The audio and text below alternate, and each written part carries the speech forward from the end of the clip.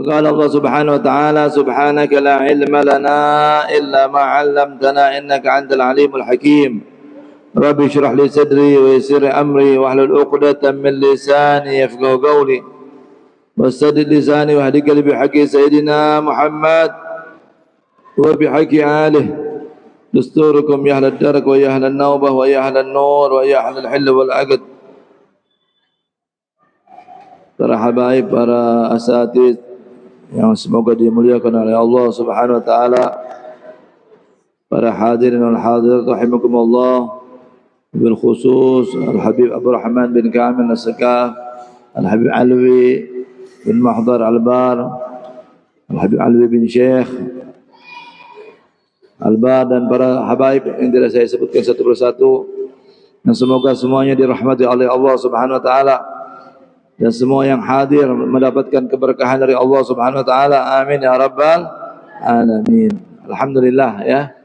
Pada malam hari ini kita bisa bersama-sama kembali membaca Maulid Nabi ya, walaupun sebulan sekali, bulanan, baca salawat kepada Rasul sallallahu alaihi wasallam, terutama ini di bulan Sya'ban, bulannya Rasulullah sallallahu alaihi wasallam ya. Nyatakan dalam sebuah hadis, Sya'ban syahri, Rajab syahrullah wa Sya'ban syahri wa Ramadan syahr ummati. Kenapa bulan Sya'ban disebut bulanku, bulannya Rasul? Banyak ya kekhususan-kekhususan yang Allah berikan kepada Nabi Muhammad di bulan Sya'ban. Ya. Di antaranya insyiqaqul qamar ya, terbelahnya bulan. Itu terjadi di bulan Sya'ban, dibelah lalu disatukan kembali ya. Allahumma shalli ala Muhammad. Kemudian berpindahnya arah kiblat yang asalnya di Baitul Maqdis menjadi ke Masjidil Haram. Allah nyatakan dalam Al-Qur'an bagaimana? Qad nara taqalluba wajhika fis sama' falanwalliyannaka qiblatan tardah. Ya. Wala apa? Fawalli wajhaka syatral Masjidil Haram. Karena rata kalau wajah Islam, kami melihat wajahmu menengadah ke langit. Ingat kota Mekah Rasulullah ketika di Madinah. Walandi walanda ke wajah kiblatan tardah, maka arahkanlah wajahmu ke kiblat yang kau sukai, kau rela. Fawali wajah ke syatrul Masjidil Haram, maka arahkanlah wajahmu menuju Masjidil Haram. Nah, itu berpindahnya arah kiblat dari Masjidil Aqsa ke Masjidil Haram karena Rasulullah sallallahu alaihi wasallam. Rasul lahirkan di kota Mekah ya. Orang kampung halamannya kota Mekah Nabi Muhammad. Kemudian yang terutama lagi turunnya ayat ya, yang paling populer itu ayat tentang perintah salawat. Innallaha wa malaikatahu yusholluna 'alan nabi ya ayyuhalladzina amanu shallu 'alaihi wa sallimu taslima. Makanya di bulan Sya'ban itu diperintahkan salawat lebih banyak daripada bulan-bulan yang lain ya, karena itu perintah datangnya di bulan Sya'ban. Baik, ini sedikit kita baca tentang kitab Zubat ya. Wa faddalahu ala jami' man siwa wa khusus man bainahi min Muhammada falaysa ba'dahu nabiyyun abada.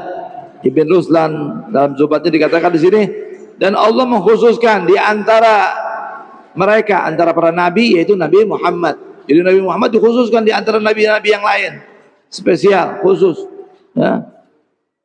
Falaisa ba'dahu nabiyyun abada, dan tidak ada nabi lagi setelah Nabi Muhammad ya. Tidak ada lagi nabi. Cuman apa, dalam hadis yang ada, dalam hadis Rasul nyatakan apa? Ulama ummati ka'anbiya Bani Israel. Ulamanya umatku itu posisinya seperti nabi-nabi Bani Israel ya. Jadi itu keutamaan yang Allah berikan kepada Nabi Muhammad SAW dan umatnya. Faddalau ala jami' man siwah, maka Allah utamakan Nabi Muhammad SAW atas seluruh selain Nabi Muhammad. Fahuwa syafi' wal habibu lillah.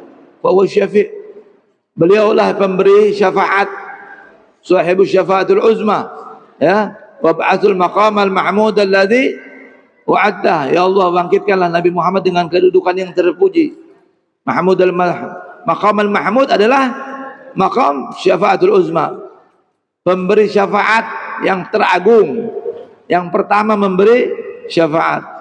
Ketika seluruh nabi angkat tangan, hanya Nabi Muhammad, ana laha, ya. Bahwa al-habibu lillah, dan dia adalah kekasih Allah, ya. Habibullah wa khaliluh wa safiyuh. Wa ba'dahu fal afdalus siddiq. Nah, ini Ibn Rustam punya pendapat. Fal afdalu, maka yang paling utama, wa ba'dahu, setelah Nabi Muhammad yang paling utama adalah as-siddiq, ya. Walaupun kalau kita nanti balik lagi ulul azmi dulu, para nabi yang paling mulia, para rasul, ya. Nah, tapi setelah Nabi Muhammad, maksud setelah kehidupan Nabi Muhammad, yang paling utama adalah Sayyidina Abu Bakar. Wal afdalut tali wa afdalut tsani lahul Faruq. Yang keutama yang setelah kedua adalah setelah Abu Bakar adalah Sayyidina Umar. Utsmanu ba'dahu kaza Aliyu. Setelah itu Sayyidina Utsman, kemudian setelah Sayyidina Ali. Ini pendapat beliau, ya. Nanti ada lagi menyatakan Sayyidina Abu Bakar, Umar, kemudian Ali, baru Utsman. Maka ada disebut kaza. Setiap ada kalimat kaza, di sini ada khilaf, ada perbedaan pendapat antara ulama.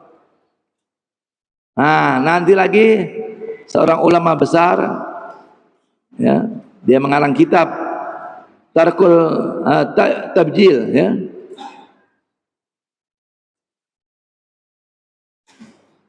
Sedikit ini, Anda lihat judulnya dulu, ya. Ini di kitabnya, di Google ada, bisa dibuat, bisa dilihat, ya, bisa dilihat.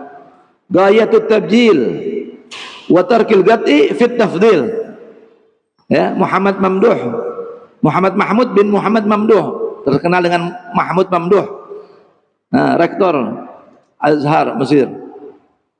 Beliau mengatakan di sini puncak pengagungan dan meninggalkan memastikan, ya, gat'i fit tafdil, dalam pengutamaan. Jadi masalah afdaliyah ini masalah zanniyah. Al-mu'tamad inda ahlus sunnah wal jamaah, masalah keutamaan manusia setelah Rasulullah adalah masalah praduga, sangkaan. Nanti ada pendapat ini, ada pendapat. Jadi kita nggak boleh menyatakan, oh ini pasti. Ada pendapat menyatakan Sayyidina Ali afdal min Sayyidina Abu Bakar Umar. Nah, dan itu banyak, ya. Bukan ulama aja, dari sahabat, ya, daripada sahabat-sahabat banyak, dari tabi'in, ya. Jadi kita harus luas ilmu, ya. Jadi tidak ada yang pas ini goti itu, ya. Bisa dibaca itu bukunya, ya. Saya juga punya itu, ada takrir, nanti ada sambutan dari Habib Salim Syatri, Habib Abu Bakar Masyhur, Habib Umar bin Salim bin Hafid, ya, kitab yang luar biasa, ya. Fasitatul baquna fal badriyu, baru setelah itu 6 orang setelahnya. Jadi ada 10 orang dijamin masuk surga, ya. Abu Bakar, Umar, Utsman, Ali, Abdurrahman bin Auf, Talha, Zubair, Sa'ad bin Abi Waqqas, Sa'id, siapa lagi? Sa'ad, ya. Sa'ad bin Abi Waqqas, Sa'id. Ada 10 itu orang. Nah, ini 10 orang sahabat yang dijamin oleh Rasul dalam satu majlis. Abu Bakar fil jannah, Umar fil jannah, Utsman fil jannah, Ali, ya. Zubair bin Awam, Abdurrahman bin Auf, Talha, ya. Nah itu. Wal badriyu, maka setelah 10 sahabat yang paling utama, siapa yang paling utama lagi? Ashabul Badar. Sahabat yang ikut perang Badar, yaitu jumlahnya 313. Ada yang menyatakan 314, ada yang menyatakan 315. Wa Syafi'i wa Malik wa Nu'man wa Ahmad bin Hanbal wa Sufyan. Kemudian Imam Syafi'i, itu maksudnya a'immah, ya. Imam-imam mujtahid. Jadi mulai dengan Abu Hanifah, baru Imam Malik, Imam Syafi'i, Imam Ahmad bin Hanbal. Nah, jadi Ahmad bin Hanbal berguru kepada Imam Syafi'i. Imam Syafi'i berguru kepada Imam Malik, dan Imam Malik dan Imam Abu Hanifah berguru kepada Imam Ja'far as-Shadiq. Imam Ja'far as-Shadiq. Bahkan Abu Hanifah mendapati masa Imam Muhammad al-Baqir, berguru juga kepada Imam Muhammad. Jadi itu kalau kita mau jujur, nanti sahabat baru tabi'in. Nah, ini semuanya ya imam mujtahid bukan sahabat, berarti ada di bawah sahabat baru tabi'in. Ya, dan mereka mempunyai imam, punya mazhab masing-masing. Ya. Wa ghairuhu min sa'iril a'immah ala huda wa ikhtilafur rahmah, dan selain mereka daripada para imam ala huda yang menunjuk dengan berjalan dengan petunjuk Allah, ya, wa ikhtilafur rahmah, dan perbedaan pendapat adalah rahmat. Jadi alhamdulillah ada ikhtilafu ummati rahmah, ikhtilaful ulama rahmah. Kalau ada perbedaan antara ulama itu adalah rahmat. Ya. Jadi kita ahli sunnah wal jamaah yaitu 4 ya yang dipegang mazhab, ya. Kemudian akidah Asy'ari dan Maturidi, itu akidah. Dalam akidah satu, semua yang ahli ahli sunnah yang fikihnya beda 4 mazhab, tapi dalam akidah sama mereka. Asy'ari dan Maturidi itu sama, ya. Wal auliya zawu karamatin rutab wa man tahawuli waladin min ghairi ab, dan para wali aulia jamar kata wali, ya. Ala inna auliya Allah la khaufun alaihim wa lahum yahzanun. Orang wali, ya, tidak maksum. Para wali itu mahfuz cuman, ya. Kalau para nabi itu maksum, terjaga daripada berbuat dosa, daripada perbuatan kesalahan. Para wali mahfuz, dia punya kesalahan tapi mereka cepat sekali bertobat, ya. Tanda-tandanya wali itu cepat nangis, ya, cepat tobat, cepat kembali. Zawu karamatin ratab, mereka mempunyai kedudukan tingkatan-tingkatan, ya. Cuman imamul aulia siapa? Setelah nabi tidak ada nabi lagi, tapi wali. Siapa imamul aulia? Al-Imam Ali bin Nabi Thalib, gutubnya, wali gutubnya, rajanya para aulia di zaman setelah Rasul adalah Sayyidina Ali. Ya. Baru Sayyidina Hasan, baru Sayyidina Husain, baru Imam Ali Zainal Abidin, baru Imam Muhammad Al-Baqir, Ja'far As-Shadiq, a'immah, ya. Dalam apa? Para imam-imam itu dalam kedudukan Ahlul Bait itu bukan hanya imam dalam mazhab fikih aja, tapi dalam semua kedudukan tingkatan para wali, ya. Tingkatan. Wa man tahawuli waladin min ghairi ab, dan puncaknya apa? Ya, seorang anak tanpa ayah. Nah, artinya apa? Kalau orang anak tidak punya bapak, ya, makanya harus dijaga di situ. Keturunan itu harus dijaga. Hubungan perkawinan yang sah itu insya Allah anaknya juga bisa sah, bisa soleh. Kalau orang tuanya soleh, dia anaknya bisa soleh, ya. Bisa jadi sampai tingkatan alim ulama, sampai tingkatan para wali. Nah, itu. Jadi perlu dijaga itu. Karena itu menentukan semua nasab Nabi. Jelas. Nabi tidak mungkin dari anak zina. Begitu juga para wali. Ya. Walam yajuz fi ghairi ma'dil kufri khurujuna min ala wali al-amri, dan tidak dibolehkan dalam kekafiran yang murni keluarnya kita dari seorang waliul amri, pemimpin yang sah.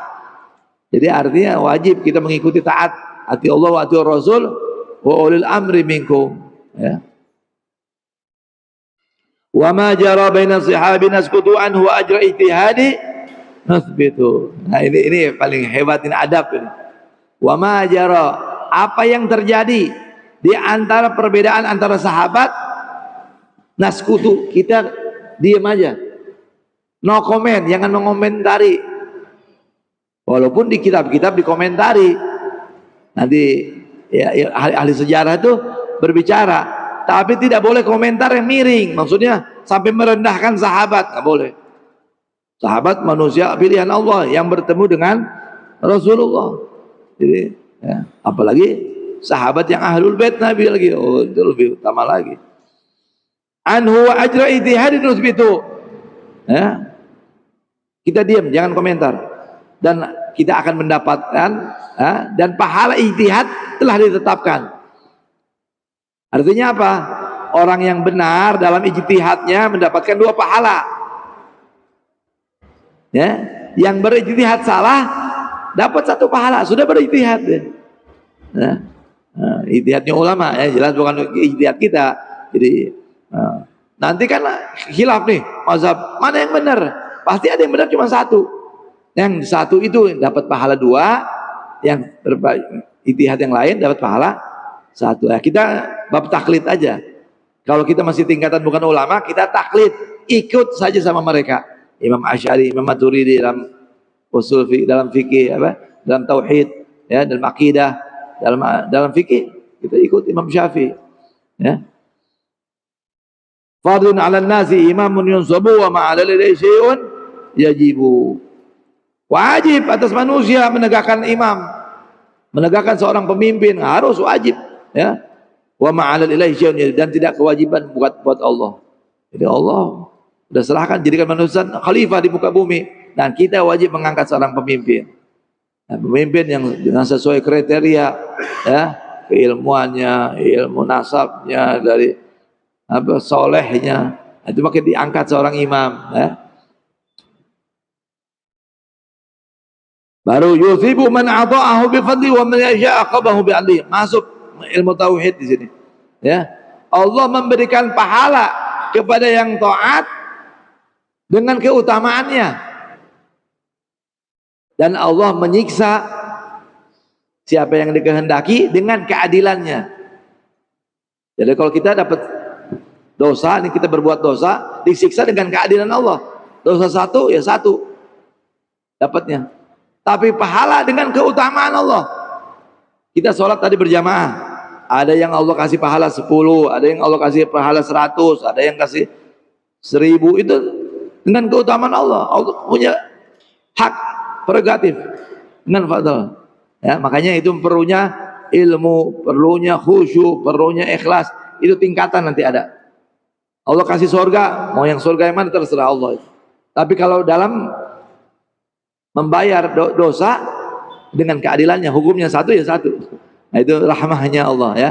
Ini sedikit aja, dan sedikit ada rekan-rekan dari Habib Rahman ya. Dan ini mungkin terakhir ya, karena kita mau masuk bulan Ramadan, ketemu lagi insyaallah bulan Syawal, panjang umur sehat afiat. Nanti bulan Maulid bulanan ini di bulan Syawal ya. Kurang lebih saya minta maaf kepada Habib Rahman, diharap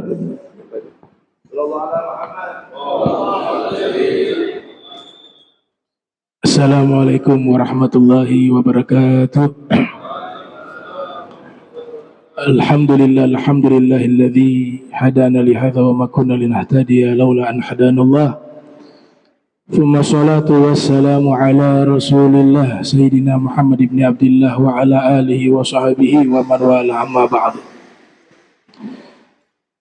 Yang kami muliakan, kami hormati guru kita bersama Al-Habib Muhammad Bagir bin Syekh Abi Bakar bin Salim, mata'anallahu ta'ala bituli hayatihi wa umrih, wa nafa'ana bihi wa bi'ulumihi wa amadana bi asrarihi wa a'adana min barakatihi fid darain, amin ya rabbal alamin. Orang tua kita Al-Habib Alwi Albar, mata'anallahu ta'ala bituli hayatihi wa umrih wa hafizahu wa ra'ah. Kepada para asatidzah, ada Ustadz Syarif, ada Ustadz Ismail, ada Habib Alwi, Ustadz Irsyad, dan semua hadirin hadirat yang dirahmati Allah Subhanahu wa taala. Alhamdulillah, di zaman yang kita hadapi saat ini, khususnya di Ternate, masih diberikan anugerah oleh Allah taala membaca kitab-kitab para ulama terdahulu. Ya, kitab Zubat, kemudian syarahnya itu Ghayatul Bayan ya, ditulis oleh Imam Romli Syamsuddin. Kalau Syamsuddin anaknya, kalau Syihabuddin ayahnya, jadi anak sama ayah ini ulama. Di Ternate ada gelar juga Syamsuddin Habib Muhammad bin Abdurrahman Albar. Jadi saya anjurkan hadir di majlis Al-Habib Bagir, mengajar kita fikih, hukumnya wajib. Belajar ilmu fikih hukumnya wajib. Hadir di majlis beliau, belajar kitab fikih. Apalagi beliau ini lulusan Ribat Darim yang terkenal di dalam masalah fikih, khususnya dalam mazhab Syafi'i. Nah, kita ini harus terus belajar. Jangan merasa sudah pintar. Na'udzubillah min zalik.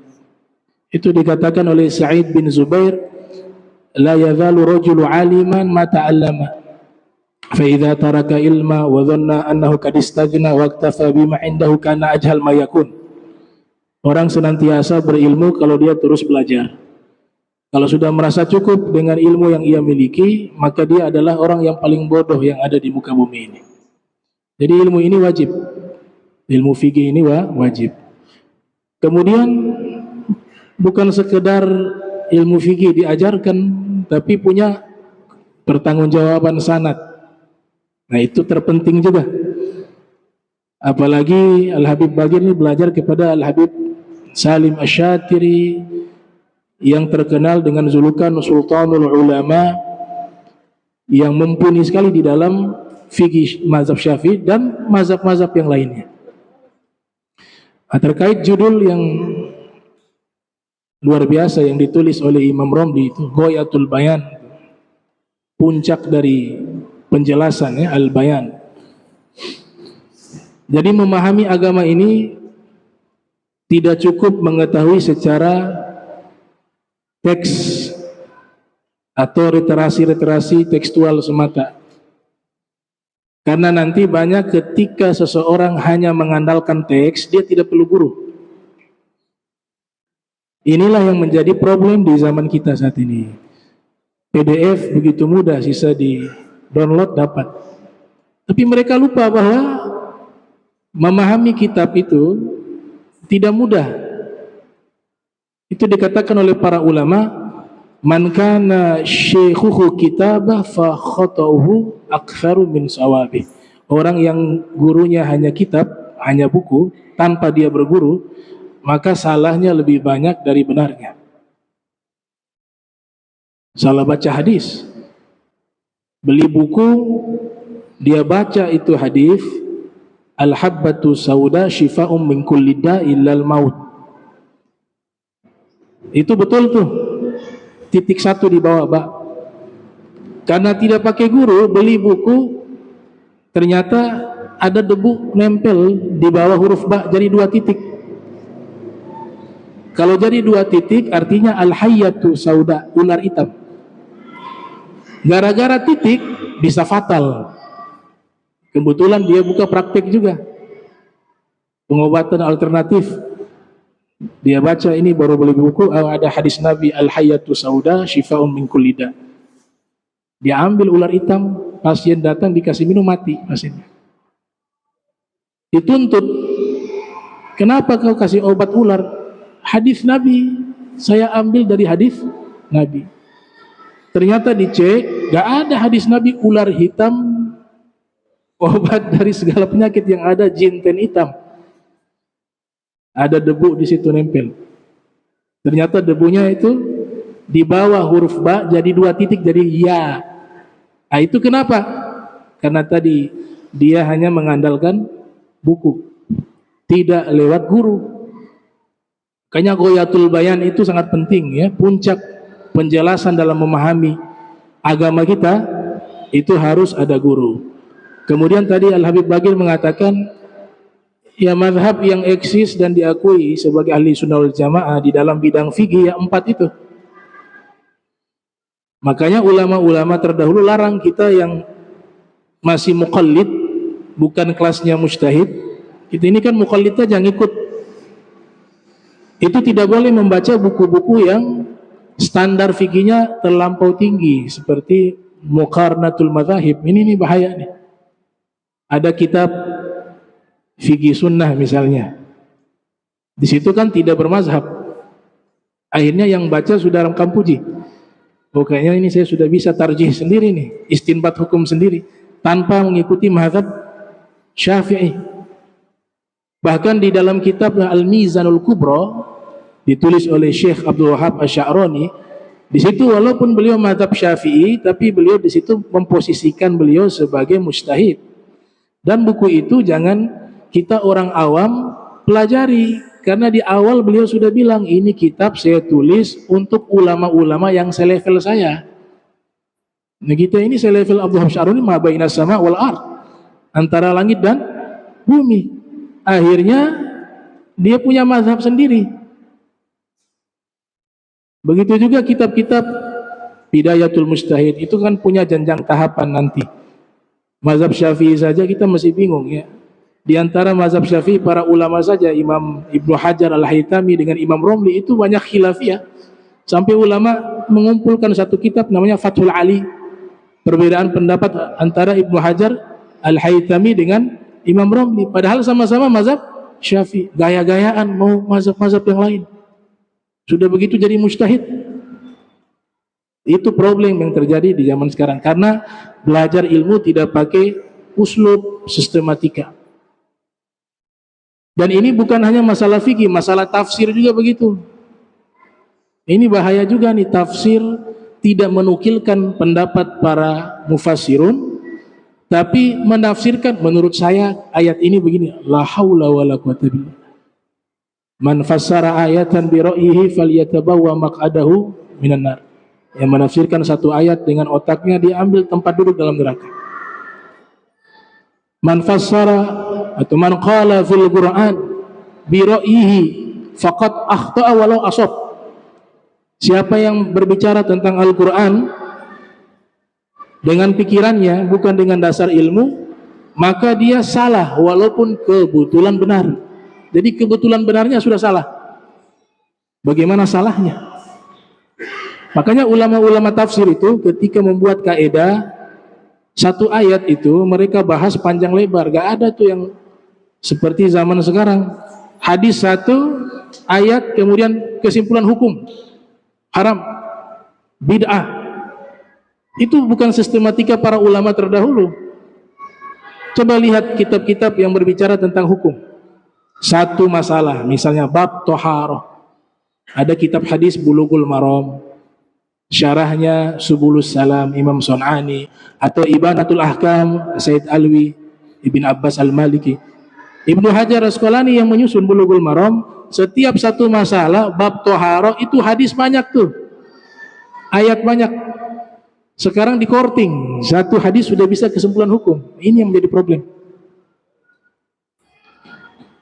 Dikumpulkan semua hadis yang membahas satu masalah tersebut, kemudian bisa mengambil kesimpulan hukum. Itu juga pendekatan bahasa, dia tahu mana yang umum, mana yang khusus, mana yang mutlak, mana yang muqayyad, mana yang nasikh, mana yang mansukh, asbabun nuzulnya apa, asbabul urutnya. Nah, jadi kita belum mampu di situ. Cuma zaman sekarang sudah muncul mujtahid-mujtahid yang selevel dengan Imam Syafi'i. Zaman sekarang nih, zaman kita. Iya kan? Satu hadis Al-Quran, satu ayat, satu hadis, tanpa menukilkan pendapat para fuqaha, langsung dia, ini kesimpulannya begini. Nah ini namanya mazhab baru, namanya al-madhab at-takabburi. Iya, mazhab sombong karena tidak tahu diri kan. Rahimallahu ma'an arafa qadra nafsi. Nabi doakan orang yang tahu kadar dirinya. Karena kita tidak mampu, makanya kita ngikut. Para ulama sudah buat kesimpulan hukum di dalam kitab. Ini kesimpulan hukum ini bukan inovasi ulama, bukan hasil karya pribadi ulama, enggak. Itu hasil pemahaman nas. Dengan kapasitas keilmuan yang begitu luas, mereka mampu memahami Al-Quran dan hadis dengan benar. Makanya dulu terjadi Habib Bagir di Aljazair, ada hakim ini anti mazhab. Kemudian terdakwa ini seorang wanita di Aljazair, itu mazhab Maliki. Mazhab Maliki. Ini hakim Makam Puji. Dia bilang kepada wanita tersebut, ini saya mau putuskan pakai hukum Al-Quran dan Sunnah, tidak pakai mazhab. Kamu mazhab apa? Kata hakim. Wanita ini bukan ulama, orang awam. Dia mengatakan kami dari dulu di sini mazhab Maliki. Baik, kau pilih saja. Ini hukum saya gunakan mazhab Maliki atau Al-Quran dan Sunnah. Nah, seakan-akan dibenturkan mazhab Maliki dengan Al-Quran dan Sunnah. Kata wanita tersebut, oh jelas saya pilih mazhab Maliki. Kenapa? Karena mazhab Maliki itu kita nisbat kepada ulama-ulama bermazhab Maliki yang nanti puncaknya sampai kepada Imam Malik. Jadi memahami hukum berdasarkan pikirannya Imam Malik terhadap Al-Quran dan Sunnah. Saya tidak mau menggunakan hukum Al-Quran dan Sunnah pakai pikiran ente. Mau pakainya pemikirannya Imam Malik. Makanya ulama-ulama terdahulu itu mereka tegaskan bahwa wajib mengikuti mazhab 4 tadi. Berdasarkan firman fas'alu ahla dzikri in kuntum la ta'lamun. Tanya pada orang yang berilmu. Ya kita tidak punya ilmu, makanya kita tanya, kita ngikut. Bahkan Ibnu Rajab Al-Hambali mengarang kitab berjudul Ar-Raddu ala man ittaba'a ghaira madzahibil arba, menolak pendapat orang-orang yang tidak mengikuti 4 mazhab.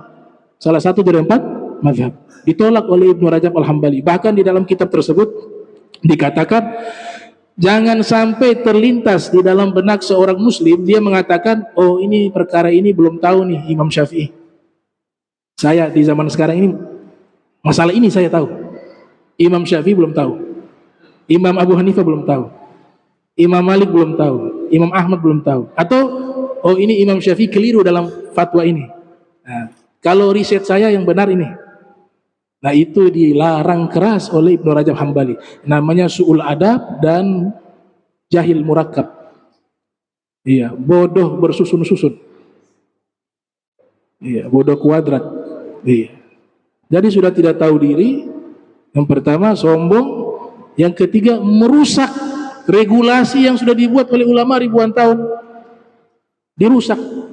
Dan diajak lagi orang-orang awam menjadi mujtahid semuanya.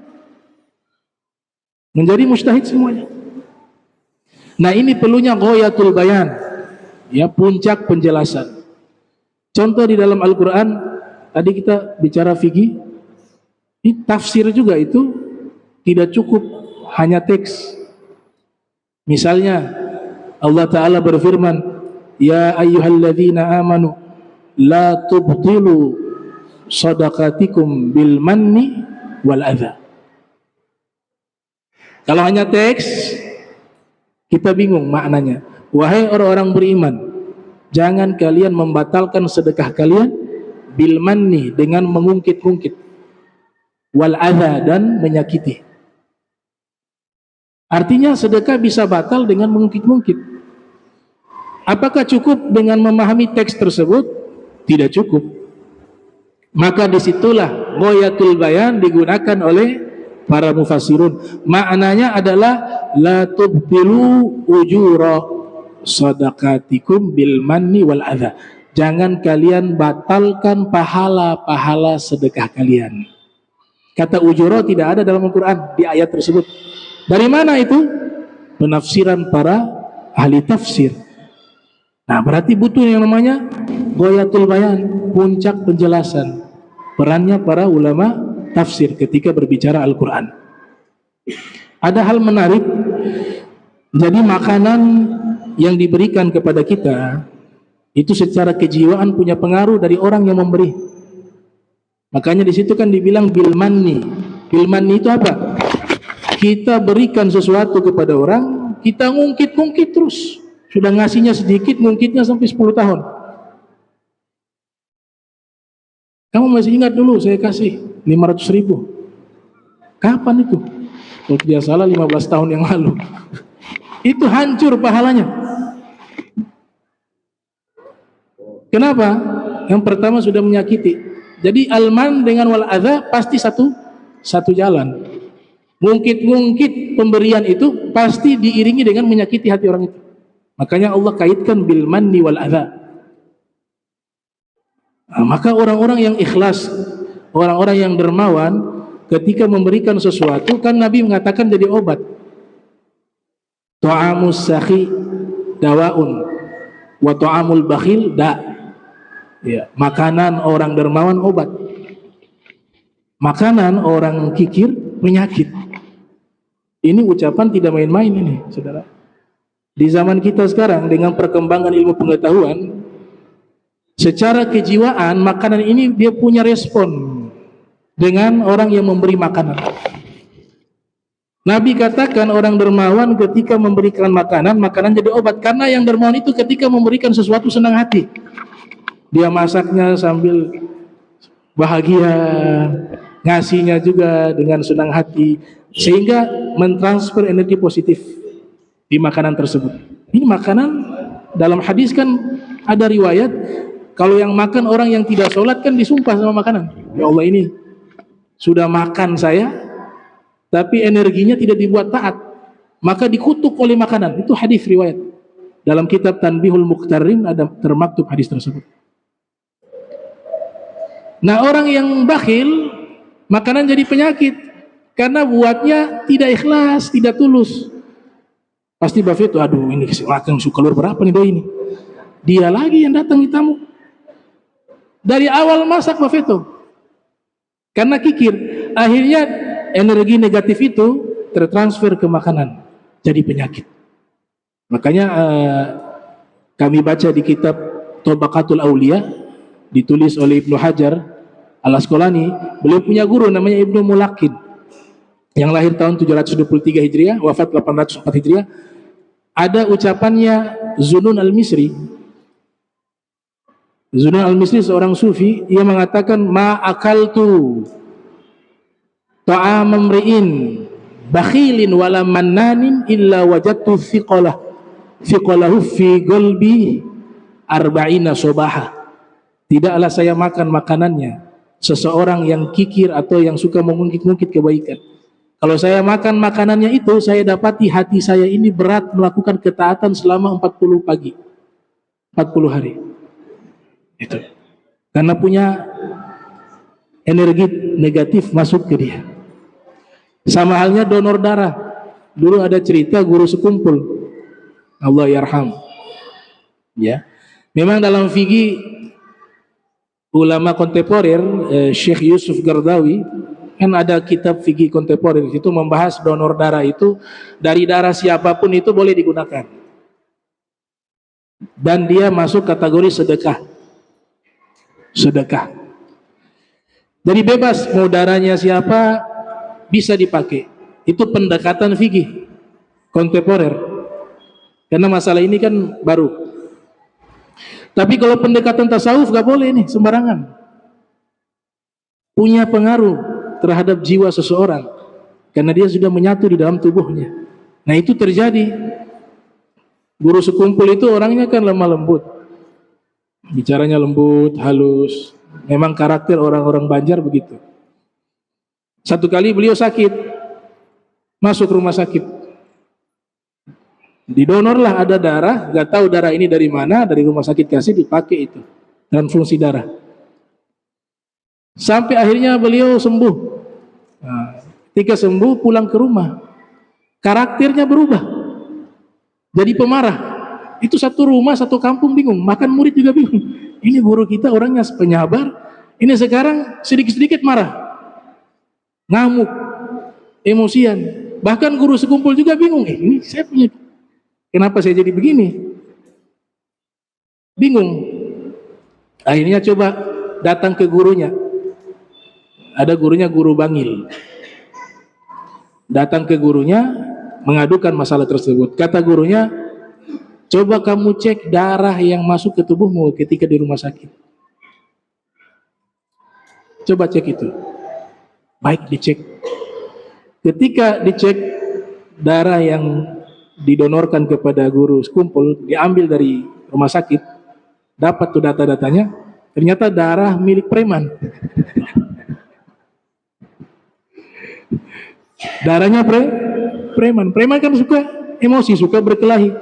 Ternyata punya pengaruh secara kejiwaan. Nah, setelah itu akhirnya guru sekumpul pergi menemui sang guru, bagaimana nih biar bisa sembuh nih? Kata gurunya, nanti ada bisul. Kamu kena penyakit bisul, nanti keluar darah, biarkan darah itu keluar. Itu darahnya, darah preman itu biar dia keluar. Saya doakan. Ternyata ini luar biasa. Antum bisa tanya di referensi-referensi tentang ilmu kejiwaan. Ini zaman sekarang ini sudah terbukti hal itu ada. Bisa dibuktikan secara empiris di dalam ilmu pengetahuan. Bahkan di dalam beberapa majalah saya baca, ada orang, dia ini laki-laki yang luar biasa, sudah sangat laki-laki, sangat macho. Iya kan? Sangat macho, terkenal tuh, kecelakaan dia di barat. Masuk rumah sakit, ternyata butuh donor ginjal dan juga transfusi darah. Keluar dari rumah sakit jadi kemayu. Ternyata darah yang digunakan banyak darah perempuan. Untung saja dia tidak haid. Begitu juga ada, ini terjadi. Ini orang bawa sepeda saja tidak bisa. Bawa sepeda tidak bisa. Laki-laki masuk rumah sakit, dapat donor ginjal atau jantung, iya kan? Darah juga. Tahu-tahu jadi pembalap motor. Itu satu rumah heran lah. Ini sepeda saja belum bisa, kok bisa jadi pembalap? Ternyata itu dicek, yang donor jantungnya itu pembalap, mantan pembalap, meninggal kecelakaan, jantungnya disumbangkan, dia hidup, akhirnya energi itu masuk. Nah, itu yang dimaksudkan oleh Rasulullah SAW, ya. Makanan orang dermawan, obat. Makanan orang bakhil, penyakit, dawa. Makanya kalau datang di rumah para ulama, ya, makan banyak-banyak. Tapi pakai adab juga. Kalau sedikit dimakan. Hitung-hitung juga sama Sohibul Bait. Iya. Nah, karena jadi obat. Nah, itu mungkin yang bisa saya sampaikan. Ini saya sarankan ikuti pengajian Al-Habib Bagir, terlebih khusus masalah fikih, ya. Itu talabul ilmi faridatun ala kulli muslim, dijelaskan oleh Al-Habib Abdullah Haddad, yaitu ilmu-ilmu yang wajib itu berkaitan dengan amalia ibadah kita sehari-hari. Ya, bismillahirrahmanirrahim. Alhamdulillahirabbil alamin. Wa sallallahu sayyidina Muhammadin wa ala alihi wa sahbihi subhanaka bihamdika asyhadu an la ilaha illa anta astaghfiruka wa atubu ilaihi. Wa sallallahu sayyidina Muhammadin wa ala alihi wa sahbihi wa sallam. Wa la'afu minkum. Wassalamualaikum warahmatullahi wabarakatuh. Kita tutup majlis ini dengan talqin zikir. Qala Rasulullah sallallahu alaihi wasallam, afdalul ma qultu ana wa nabiyuna min qabli la ilaha illallah. La ilaha illallah. La ilaha illallah. Muhammadur Rasulullah sallallahu alaihi wa alihi wasallam. كلمة الحق لنا نحيا ولنا نموت وعلينا نبات إن شاء الله تعالى من الآمنين. الفاتحة سنة فقيه المقدم محمد بن علي بن مزاد آل بآل وإن مكانه. ثم الفاتحة شمر بن عيسى بارك وقال الفاتحة عمر بن عبد الرحمن الأطلس الشيخ علي بن أنور علي بن حسن أحمد حسن جميع أهل لا إله إلا الله وإلى حدث النبي المصطفى صلى الله عليه وسلم. الفاتحة. بسم الله الرحمن الرحيم. الحمد لله الرحمن الرحيم مالك يوم الدين إياك نعبد وإياك نستعين اهدنا الصراط المستقيم صراط الذين أنعمت عليهم غير المغضوب عليهم ولا الضالين آمين. Doa pagi muqaddam baca ayat mana? Bismillahirrahmanirrahim. Allahumma anqulna wal muslimin min asy-syaqawah ila as-sa'adah wa min an-nar ila al-jannah ومن العذاب إلى الرحمة ومن الذنوب إلى المغفرة ومن الإساءة إلى الإحسان ومن الخوف إلى الأمان ومن الفقر إلى الغنى ومن الذل إلى العز ومن الإهانة إلى الكرامة ومن الضيق إلى السعة ومن الشر إلى الخير ومن العسر إلى اليسر ومن الإدبار إلى الإقبال ومن السرور إلى السكن ومن السخط إلى الرضا ومن الغفلة إلى العبادة ومن الفترة إلى الامتهان ومن الخذلان إلى التوفيق ومن البدعة إلى السنة ومن الجور إلى العدل.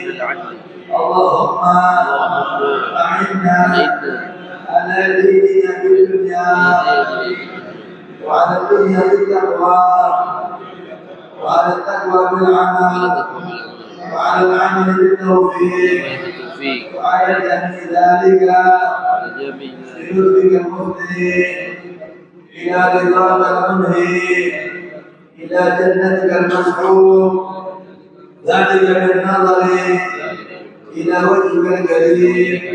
يا الله يا الله يا الله يا رباه يا رباه يا رباه يا كرده يا كرده يا كرده يا ذا الأكرم الأكرمين يا رحمن يا رحيم يا ذا الجلال والإكرام يا ذا المواهب والعظام.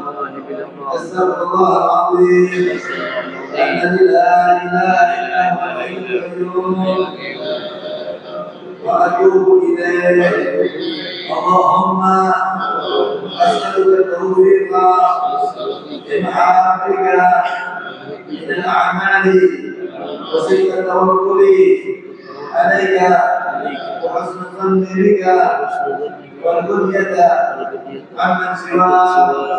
إلهي يا لطيف يا رزاق يا ودود يا قوي يا متين أسألك أن أهنئك واستمرارا فيك ولطفا شاملا من لدنك ورزقا واسعا هنيئا وسنا طويلا وعملا صالحا بالإيمان واليقين وملازمة في الحج بالدين وعزا وشرفا يبقى ويتأمل أن يشوفه تشكر ولا عدو ولا فساد إنك سميع قريب. وصلى الله على سيدنا محمد وعلى آله وصحبه وسلم.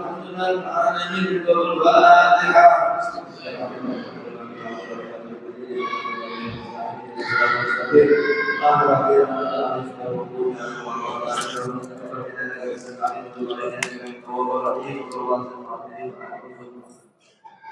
Jadi masing-masing semua punya